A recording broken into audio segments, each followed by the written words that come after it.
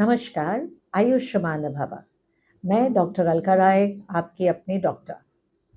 आज हम डिस्कस करेंगे डायबिटीज़ यानी शुगर। 5 में से 1 व्यक्ति को शुगर होता है। अब इतना कॉमन जो बीमारी है, उसके लिए आपको अपना टेस्ट तो करवाना पड़ेगा, तब पता चलेगा। आम तौर से हम वेट करते हैं कि हमें कोई तकलीफ हो तब हम टेस्ट कराएं। नहीं, करेक्ट तरीका है कि 35 साल की उम्र पार करते ही हर 6 महीने में आप अपना चेकअप कराएं और अपनी सेहत को अपनी जिम्मेदारी समझ के उसकी निगरानी रखें। जब आप हर 6 महीने पे टेस्ट कराएंगे और शुरुआत में ही अगर आपने किसी रोग को पकड़ लिया तो उसको कंट्रोल करना बहुत आसान होता है। और ये समझिए कि अगर आपके माता पिता को डायबिटीज़ है तो पूरे चांसेस हैं कि आपको होगा ही। तो इसलिए आप पहले से सजग रहें। अक्सर क्या होता है कि जब कोई वेट लॉस शुरू होता है, कमज़ोर होने लगता है, तब वो अपना शुगर कराता है। तो वेट लॉस करने के लिए शुगर 300-400 पार होता है, तब जाके वेट लॉस होता है। तो कृपया उसका इंतज़ार ना करें। अपना ब्लड शुगर 35 साल की उम्र के बाद हर 6 महीने में टेस्ट करवाएं। अगर आपको शुगर निकले तो डॉक्टर को तो दिखाना ही है, लेकिन अगर आप सजग रहेंगे और नियमित अपनी दिनचर्या कर लेंगे तो बहुत बार होता है कि दवाइयों की ज़रूरत को आप थोड़े दिन टाल सकते हैं, लेकिन उसके लिए आपको अपने टेस्ट रेगुलरली कराना पड़ेगा। अब अक्सर होता क्या है कि हमें जब पता चलता है कि हमें शुगर है, तो हम टेस्ट कराने से पहले 4-5 दिन परहेज रख लेंगे, खाना-पीना छोड़ देंगे और फिर टेस्ट करा लेंगे।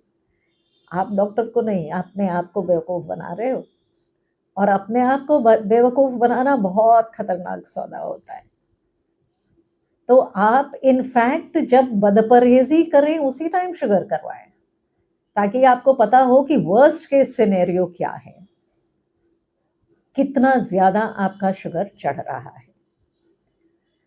आजकल ग्लूकोमीटर आपके पास घर में अवेलेबल है। हाँ, अगर किसी डॉक्टर को दिखाने जाएँ और वहाँ पे ग्लूकोमीटर सा टेस्ट होगा, तो प्लीज़ अपना डॉक्टर बदल लीजिए, क्योंकि ग्लूकोमीटर आपके पर्सनल यूज़ की चीज़ है। आपको रोज़ का पोज़ीशन बताता है कि घट रहा है, बढ़ रहा है। एग्ज़ैक्ट वो आपको नहीं बताता है शुगर, क्योंकि वो आप कैपिलरी से लेते हैं। असली ब्लड शुगर वेन से लेना होता है। जब आप अपने वेन से ब्लड देंगे, वो blood sugar actual blood sugar होता है। तो अपना ब्लड शुगर टेस्ट करवाने के बाद उसको मेंटेन करने के लिए ग्लूकोमीटर का प्रयोग करें। अब अगर आपको शुगर आया तो क्या करना है? आपको 3 चीज़ें छोड़नी हैं। गेहूं की रोटी, आलू और चीनी। यानी चाय छोड़नी है, या चाय पीना है तो बिना चीनी का पीना है, और गेहूं की रोटी तो एकदम छोड़ देनी है। मल्टीग्रेन आटा में भी गेहूं होता है। तो कोशिश ये करनी है कि अगर आपको नहीं पसंद मिलेट्स का रोटी, जौ की भी खा सकते हैं। जौ की उतनी नुकसान नहीं करेगी जितनी गेहूं की रोटी करेगी।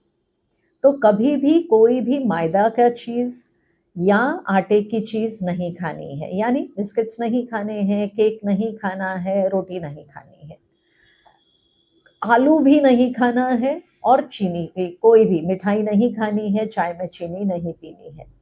तो ये 3 चीज़ें छोड़नी है। इसके अलावा डिनर में हेवी डिनर करना बंद कर दें। आपका डिनर बहुत लाइट होना चाहिए। कोशिश करना है कि उसमें चावल रोटी दोनों ना हो, और वो 8 बजे से पहले आप कर लें। एकदम स्ट्रिक्टली अगर बदपरहेज़ी भी करनी है ना, तो उसका नियम बनाएँ कि 3 बजे दोपहर से पहले, अगर मिठाई खाने का मन है तो 3 बजे से पहले खा लें। 3 बजे के बाद बिल्कुल बदपरहेज़ी ना करें। तो अगर आप ये डाइटरी कंट्रोल और साथ में एक्सरसाइज अगर आप नियमित करेंगे and lots of water, dehydration से भी शुगर लेवल्स हाई आते हैं, तो हर 1 घंटे पे 1 गिलास पानी पिएं, नियमित अपना एक्सरसाइज करें एंड डाइटरी कंट्रोल करें, तो ऐसा हो सकता है कि आपको या तो दवाई खाने की ज़रूरत ना पड़े और या तो बहुत ही कम डोज में आपका शुगर कंट्रोल रहे। लेकिन उसके लिए आपको खुद के प्रति समर्पित और ईमानदार होना पड़ेगा। तो अपनी डायबिटीज कंट्रोल करें। अगर हम लोगों का कैंप लगता है हर महीने की 10 तारीख को इन्हीं सब चीज़ों के लिए, तो आप नियमित अपना ब्लड शुगर बहुत ही सस्ते रेट्स पे करवा सकते हैं। और उससे भी ज़्यादा इम्पॉर्टेंट एक टेस्ट होता है जिसको HbA1c कहते हैं। इसको हर 3 महीने पे अवश्य कराएं, क्योंकि ये आपको एवरेज शुगर 3 महीने का आपका एवरेज शुगर कितना है वो बता देगा। तो वो 2-4 दिन अगर आप उपवास करके नॉर्मल शुगर अपने आप को दिखा भी देंगे तो HbA1c असली पोल खोल देगा। तो असलियत के साथ जिए, यथार्थ में रहें और अपने शुगर को स्वयं कंट्रोल करें। वो आपका दायित्व है, आपका स्वास्थ्य है, आपका शरीर है। Thank you. आयुष्मान भव।